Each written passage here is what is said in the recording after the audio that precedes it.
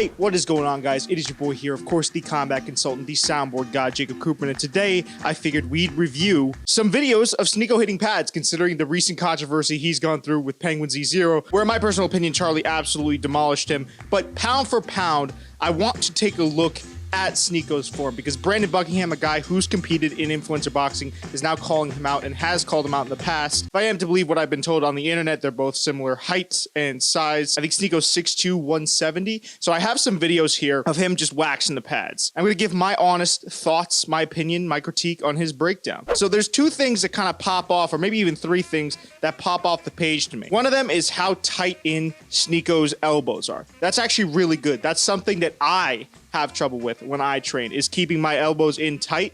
That protects you from body shots if you can get your elbow down there in time. Another thing I noticed is that he's not too tense despite his elbows being up so high.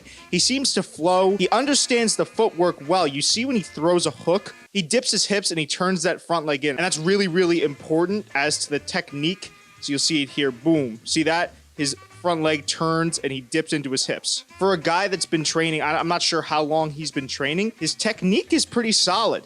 When he weaves under shots, he keeps his hands up at his head. Of course, he's not really throwing like crazy combinations or anything, but it's still impressive to see that he does at least have the basics down. The basics that you need to protect yourself. He's also not overextending or underextending on his shots that he does throw. So we have another one here of Sneako hitting pads in Dubai. Weirdly enough, I don't know why he's there, but it's the same basic concept. He's hitting the pads, he's moving around, he's being fluid.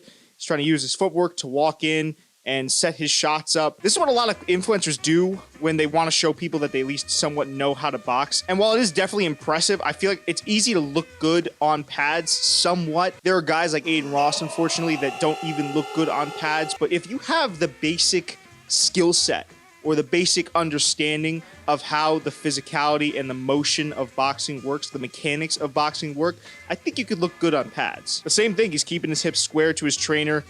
He's doing a good job of kind of just staying in front of him. He's not overextending again, especially now that he's at a little... This video, he's farther out in the distancing. He's doing well. He's not lunging in and leaving his head exposed. Again, he's keeping his hands near his head. That's something that a lot of beginners have trouble with. And that's really what we have to go off of. I know Sneako's challenged a ton of guys to boxing matches. He recently flashed a gun on stream, which is crazy, which is ridiculous. But whatever you want to say about the guy, he at least looks like he does have the fundamentals down, and I think he'd be an interesting draw to compete, considering he is public enemy #1 right now. But do let me know, guys, who you'd want to see Sneako go up against down in the comment section below. With that, I've been your boy, the combat consultant, the soundboard god, Jacob Cooperman. I'll see you in the next one.